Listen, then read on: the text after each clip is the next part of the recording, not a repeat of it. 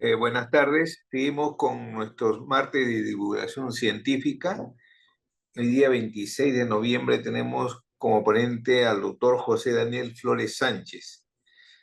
Él va a tocar el tema supervivencia y factores pronósticos en pacientes pediátricos con méduloblastoma tratados en un hospital nacional del Perú, una cohorte retrospectiva. El doctor Flores es neurocirujano, especialista en cirugía vascular y de tumores cerebrales. Actualmente se desempeña como miembro del staff de neurocirugía vascular, tumores y funcional del Hospital Nacional Guillermo Almenara Irigoyen y de la subunidad especializada de atención al paciente pediátrico del Instituto Nacional de Salud del Niño de San Borja. Es graduado de la Facultad de Medicina de la Universidad Privada Antenor Orrego y la Universidad San Martín de Porres. Realizó la residencia de neurocirugía en el Hospital Nacional Guillermo Almenara Irigoyen y durante esta etapa recibió capacitaciones por parte del Servicio de Neurocirugía Pediátrica del Instituto Nacional de Salud del Niño de San Borja y en cirugía de base de cráneo en el Midas Rex Institute for World Texas. Complementó su formación de neurocirugía vascular y de base de cráneo en la ciudad de Sapporo, Japón, en el Hospital de Ishinkai, a cargo del profesor Rokuya Takinawa. Es actualmente miembro del Comité de Investigación del Departamento de Neurocirugía del Hospital Guillermo Almenara y tiene múltiples trabajos publicados a nivel nacional e internacional.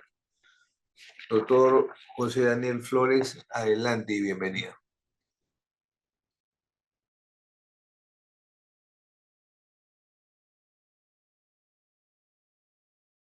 Muy buen día con todos los presentes. Mi nombre es José Daniel Flores Sánchez, soy neurocirujano de acá de la institución y en esta oportunidad agradezco a los organizadores del martes de divulgación científica por permitirme presentarles este trabajo que realizamos hace ya varios meses y que se logró publicar felizmente, ¿no?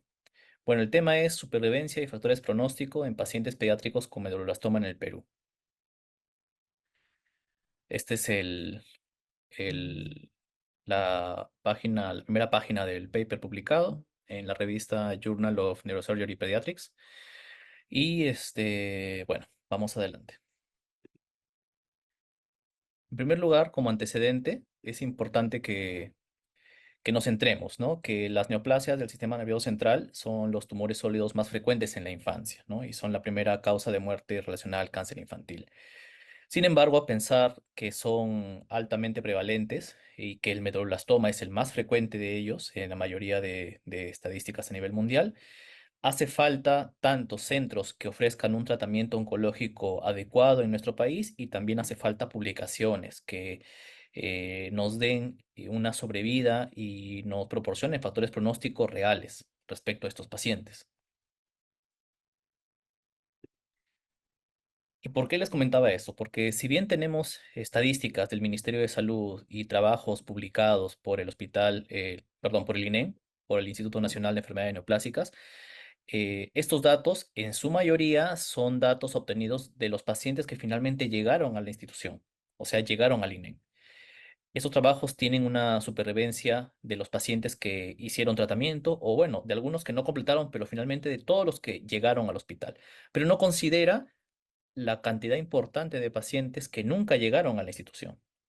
Entonces, eso nos motivó a hacer también ese trabajo, porque nuestra realidad es diferente. Hay muchos pacientes que nunca llegan al hospital, al Instituto Nacional de Enfermedades Neoplásicas, y en ese trabajo hemos considerado también ellos. Bueno, los objetivos fueron determinar la supervivencia global y libre de eventos en aquellos pacientes con medulloblastoma tratados en un hospital nacional pediátrico en el Perú, en este caso nuestro instituto. Y como segundo objetivo, identificar los factores asociados a mal pronóstico en estos pacientes. Este fue un estudio retrospectivo. Se analizó la información de historias clínicas de todos los niños diagnosticados de medulloblastoma que fueron operados en nuestra institución desde 2015 al 2020. Se tomaron en cuenta variables clínico-epidemiológicas, grado de extensión de la enfermedad al diagnóstico, clasificación de riesgo, grado de resección, complicaciones posoperatorias, estado del tratamiento oncológico recibido, subtipo histológico y secuela neurológica. Para el análisis estadístico se utilizó el método de Kaplan-Meier en el caso de las curvas de supervivencia y el análisis de regresión de Cox para identificar los factores pronósticos. Los resultados son los siguientes. Primero, hablando de la parte netamente descriptiva, en total hubo 60 pacientes desde enero de 2015 hasta diciembre de 2020. De género masculino fueron la mayoría, 68%. La gran mayoría fueron provenientes de regiones, no de la capital, y este es un dato muy importante a tener en cuenta que vamos a ver más adelante, ¿no? El 78.3% de pacientes fueron provenientes de regiones. Respecto al estado del tratamiento oncológico, solamente 38.3% tuvieron un tratamiento adecuado o completo. La mayoría, 61.7%, tuvieron un tratamiento incompleto o incluso algunos de ellos no recibieron tratamiento. Respecto a lo que corresponde al grado de resección, la recesión total completa se logró en un 26.7%, una recesión casi total en un 38.3% y una recesión subtotal en 35%. Respecto a la clasificación de riesgo, que es un factor importante a tomar en cuenta en estos pacientes, aquellos pacientes que tuvieron un tumor residual mayor a 1.5 centímetros cuadrados, que tuvieron un tipo histológico anaplásico o que tuvieron menos de 3 años, correspondieron a 41.7%. Aquellos pacientes, eso se cataloga como pacientes de alto riesgo.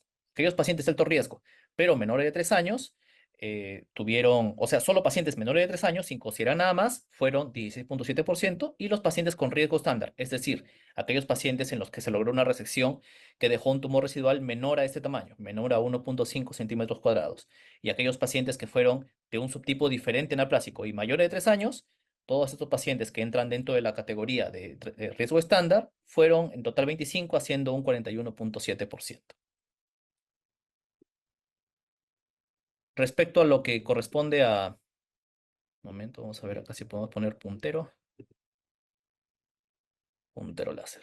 Muy bien. Respecto a lo que corresponde a complicaciones posoperatorias, la infección posoperatoria se encontró en 35% de pacientes. La paresia de nervios craneales, que en su mayoría fue transitoria, se encontró en 38.3% y el mutismo cerebeloso en 30% de pacientes. La secuela neurológica más importante fue el déficit cognitivo, que se encontró en 21% de pacientes, ¿no? Ahora, yendo de lleno a lo que es el análisis del trabajo, ¿no? La supervivencia. Tenemos que la supervivencia global a los 48 meses, es decir, a los 4 años, fue de 37%. Y este dato llama mucho la atención. ¿Por qué? Porque como vemos acá inferiormente, las tendencias mundiales indican que durante las últimas 2 décadas, la supervivencia a los 5 años de medulloblastoma ha subido de forma importante. Pasó de 23% en la década del 60 al 73% en la década del 2010. Incluso después del 2010 hay países que muestran una supervivencia por encima del 85%. ¿Por qué? Porque la cirugía solamente es la parte inicial del tratamiento. La parte más importante que va a consolidar una buena supervivencia en los pacientes es el tratamiento oncológico. Lamentablemente nuestra supervivencia, siquiera sin llegar a los 5 años, es decir, a los 4 años, es de 37%. ¿Por qué tuvimos esa supervivencia tan baja?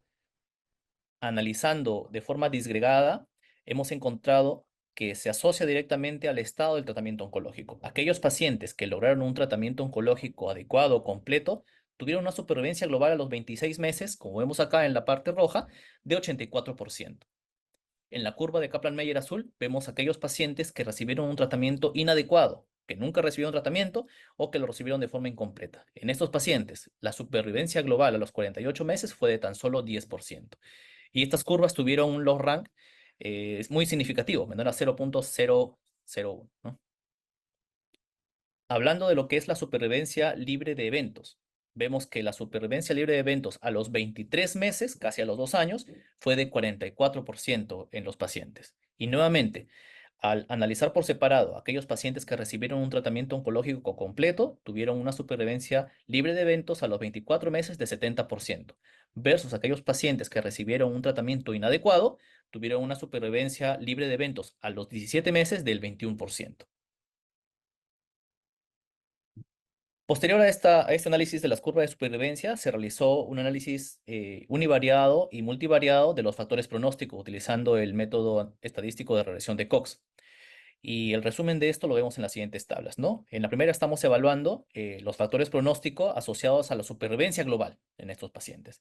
Y si bien estamos viendo que, por ejemplo, en el análisis univariado, aquellos pacientes con riesgo, con alto riesgo, o aquellos pacientes menores de 3 años con alto riesgo, tuvieron una significancia estadística, pero después, al pasar al análisis multivariado, hemos visto que los únicos que quedan con significancia estadística son tanto el estado oncológico del tratamiento como la resección subtotal. Es decir, el estado de tratamiento oncológico incompleto y la resección subtotal fueron factores de riesgo asociados a mal pronóstico en términos de supervivencia global, después del análisis bivariado y del multivariado. ¿Y por qué no se asoció o no encontramos una asociación en el análisis multivariado de los pacientes que tuvieron alto riesgo, que es conocido en la literatura internacional? Posiblemente, ¿por qué? Porque el factor más importante en nuestro medio no fue esto, sino fue el tratamiento oncológico incompleto. Seguramente si es que tuviéramos una cohorte más grande de pacientes, cambiarían un poco las cosas y encontraríamos aparte otros factores pronósticos de importancia, como la clasificación de riesgo o como el tipo anaplásico, ¿no? Que son conocidos a nivel mundial. Por otro lado, en esta segunda tabla vemos los factores pronósticos asociados con la supervivencia libre de eventos.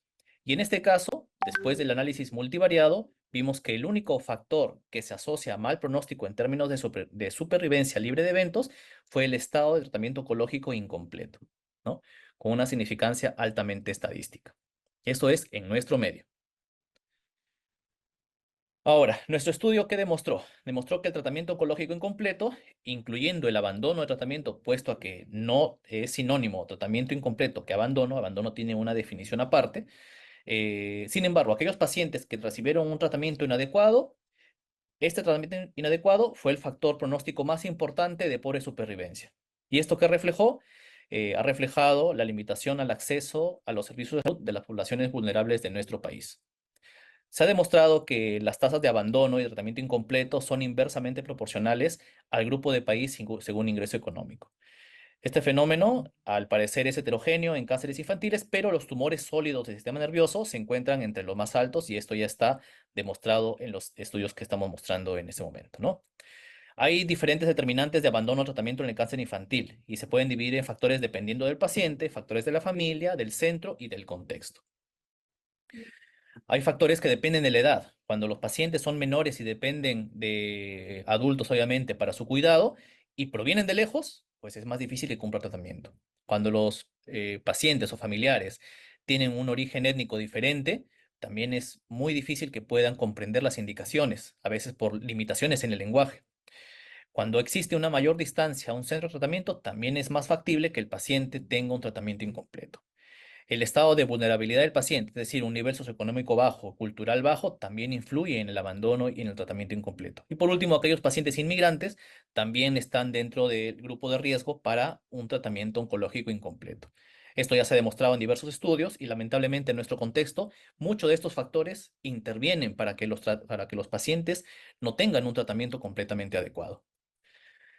En esta imagen, a pesar que es una imagen del 2018, no ha variado mucho de nuestra realidad. En el hospital, en nuestro país, en el Ministerio de Salud, existen diferentes centros o institutos de enfermedades neoplásicas. El principal se encuentra acá en Lima, el Instituto Nacional de Enfermedades Neoplásicas. Hay uno en el norte, otro en el sur y otro en el centro. Sin embargo, lamentablemente, a pesar que estos institutos tienen posibilidad de dar quimioterapia y radioterapia, el único instituto capaz de dar tratamiento de oncología a pacientes pediátricos es el Instituto Nacional de Enfermedades Neoplásicas. Es decir, de todo el Perú, necesariamente aquellos pacientes con tumores cerebrales malignos deben venir a Lima, porque en regiones no hay posibilidad de dar tratamiento oncológico, ni quimioterapia, ni radioterapia a pacientes pediátricos. Por lo tanto, este es un factor a tomar en cuenta muy importante. ¿Por qué? Porque a pesar que en la capital se encuentra el único centro a nivel nacional que recibe pacientes de todo el Perú, como vemos en nuestro estudio, la gran mayoría de pacientes han sido de regiones, no han sido de provincia. En este cuadro del lado izquierdo podemos ver que en total hubo 60 pacientes en nuestro estudio. Respecto a la procedencia, tenemos capital Lima y de provincia, de otras regiones, ¿no? Y aquellos pacientes que recibieron un tratamiento oncológico completo, de estos pacientes, que en total fueron 23, solamente 10 pacientes, o sea, menos del 50%, provenieron de la capital. Y esto es lo más importante. De los 37 pacientes que recibieron un tratamiento incompleto o abandonaron tratamiento, más del 90% de este grupo fueron o residían en provincias. Continuando con la discusión, las limitaciones en nuestra realidad en el Perú son la falta de instituciones especializadas para un tratamiento oncológico infantil, eso es lo que acabamos de mencionar, la ausencia de coordinación de la atención, que era algo que veíamos con bastante dificultad anteriormente, ahora estamos trabajando más en esto y es lo que vamos a presentar a continuación, y la capacidad del sistema de salud y el financiamiento de la atención médica. En cuanto a nuestra cohorte, como les comentaba, más del 91% de pacientes que no completaban tratamiento residían en provincias y no en la capital, donde se encuentra el único centro capaz de brindar tratamiento a pacientes pediátricos. Ahora, ¿qué hacemos con estos datos? Porque de eso justamente se trata la investigación. Una parte sí es demostrar con análisis estadísticos de forma objetiva cuáles son los hallazgos y en este caso en nuestra realidad para poder superarlas. Tenemos ya un problema. Hemos detectado de forma objetiva varios problemas. Ahora tenemos que plantear estrategias a corto, a mediano y a largo plazo. Entonces, a corto plazo, sí, hay que plantear ampliar los albergues para familia de pacientes, seguimiento de la adherencia al tratamiento y creación de grupo de trabajo entre la OPS, MINSA e instituciones. A largo plazo, obviamente, es necesario la implementación de un mayor número de centros oncológicos pediátricos. Entonces, a corto plazo, ¿qué se ha hecho? A raíz de estos resultados, se produjeron varias reuniones entre la dirección de nuestro hospital, de nuestro instituto, con la dirección del INEM, y se formó un grupo de trabajo en marzo del 2023. Este grupo de trabajo fue el primero realizado a nivel del Ministerio de Salud, que se encargó de poder tener un control y un seguimiento adecuado de pacientes oncológicos con tumores cerebrales. En este grupo estamos participando no solamente cirujanos, neurocirujanos de nuestra institución, sino también patólogos, psicólogos, asistente social, y también están participando profesionales del Instituto Nacional de Enfermedades Neoplásicas, sobre todo oncólogos pediatras, también con servicio social, con psicólogos, patólogos, entre otras especialidades. ¿Cuál es la finalidad de este grupo? La finalidad de este grupo es la estrategia a corto plazo, es decir, tener bien, bien designado cuáles son los pacientes que operamos acá. Inmediatamente se están yendo de alta, poder hacer los trámites de referencia para que el paciente no tenga que llevar sus documentos, su patología al INEM por sí solo, porque muchos de ellos se pierden. ¿Qué se hace ahora? Se ha conseguido que el mismo instituto pueda gestionar el traslado de las láminas de patología, las hojas de referencia al Instituto Nacional de Enfermedades Neoplásicas. Para que ellos de frente, ni bien se va el paciente de alta, ya le están dando su cita adicional. El paciente ya no tiene que gestionar nada, porque en toda la gestión que tenía que hacer, llegaba al INEM a veces, no habían citas, se perdía el paciente, le decían que regrese y ya nunca volvía. Ahora no, ahora le estamos haciendo un seguimiento bastante estrecho de los pacientes, para que estos pacientes, si bien aquí no tenemos la posibilidad de darles quimioterapia, radioterapia, para que estos pacientes no se pierdan y puedan llegar a su destino. Ahora con este grupo estamos consiguiendo que si un paciente demora un día, 2 días y no llega a su cita, inmediatamente Servicio Social se pone en contacto con ellos, pregunta por qué no están asistiendo, se les consigue otra vez una adicional y se ve qué dificultades tienen para que no puedan perder el tratamiento y para que tengan una buena adherencia al tratamiento. Ya se han tenido varias reuniones, esta es la segunda de ellas que se realizó en diciembre del año pasado, y en esta se evaluaron justamente los procesos y se mejoraron algunas cosas. Se pudo conseguir que se pueda adherir también a nuestro grupo el Hospital del Niño San Borja, y bueno, el objetivo es, en este caso, poder hacer un seguimiento adecuado de los pacientes, evitar que los pacientes o prevenir que los pacientes tengan deserción del tratamiento, prevenir que los pacientes con padres que tengan un bajo nivel económico puedan decidir llevarse a sus hijos a su tierra y que fallezcan ahí.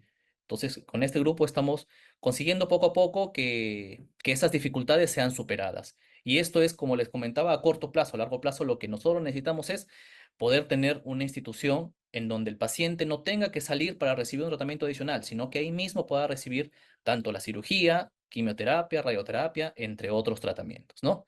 Y bueno, por ahora lo que se ha logrado es eso y es en lo que seguimos trabajando. Entonces, ¿cuáles son las conclusiones? Las conclusiones son, en primer lugar, la supervivencia global y libre de eventos de los pacientes con medulloblastoma en nuestro medio, en nuestro país, están por debajo de los países desarrollados. El fracaso para completar tratamiento oncológico es el factor más importante asociado a mal pronóstico en términos de supervivencia global como en términos de supervivencia libre de eventos. La colaboración multidisciplinaria entre neurocirujanos, oncólogos pediatras y no solamente ellos, sino también otras especialidades, como les comentaba, es vital para un seguimiento adecuado y la detección oportuna de recurrencias en niños con medulloblastoma y en general con niños con tumores cerebrales malignos. La implementación de políticas de salud para asegurar un adecuado seguimiento y detección oportuna de recidiva es vital no solamente en nuestro país, sino creemos que en toda Latinoamérica. Y el presente estudio es uno de los primeros en evaluar la supervivencia de pacientes con tumores malignos intracraneales en la población pediátrica, pero de una forma más integral, ya que estamos evaluando no solamente aquellos pacientes que finalmente llegaban al INEM, sino estamos viendo la gran cantidad de pacientes que había sido subevaluada, la gran cantidad de pacientes que lamentablemente no tuvieron oportunidad por X motivos de llegar al Instituto Nacional de Enfermedades Neoplásicas y recibir tratamiento oncológico adecuado. Bueno, como los comentaba por última vez, yo creo que el objetivo de la investigación justamente es poder encontrar, en este caso, problemas y plantear alternativas de solución. Si bien ese trabajo ha sido publicado en una revista Q1, yo creo que el logro principal de ese trabajo es que se haya podido conseguir este cambio a corto plazo y este abordaje de los pacientes para poder mejorar la calidad de vida y la supervivencia de nuestros niños, ¿no? Eso sería todo y muchas gracias por su atención.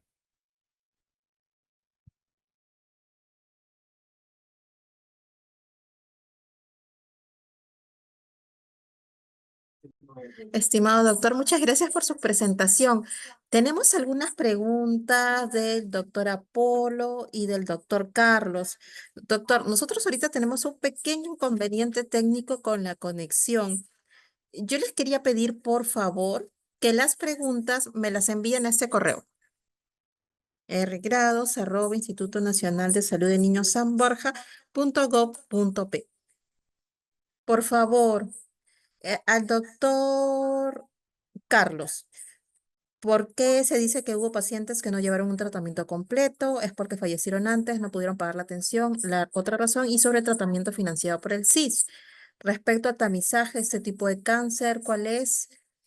¿Y es posible estandarizarlo o lo han considerado como un indicador con los convenios que se tiene con el CIS? Y el doctor Apolo, y de repente, ¿por qué no se centraliza el tratamiento oncológico pediátrico? ¿Alguna referencia no convencional? Coloca el artículo. Muchas gracias, doctora Apolo.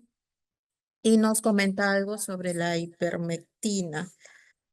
Listo. Doctores, por favor, les agradecería que me envíen, doctor Apolo, por favor, doctor Carlos, esas preguntas al correo para yo, se las voy a responder a la brevedad. Me comunico con el doctor, que justo como les digo, hemos tenido un pequeño inconveniente técnico y les estaremos enviando las respuestas. Ya, doctores, no sé si tienen alguna consulta adicional, por favor.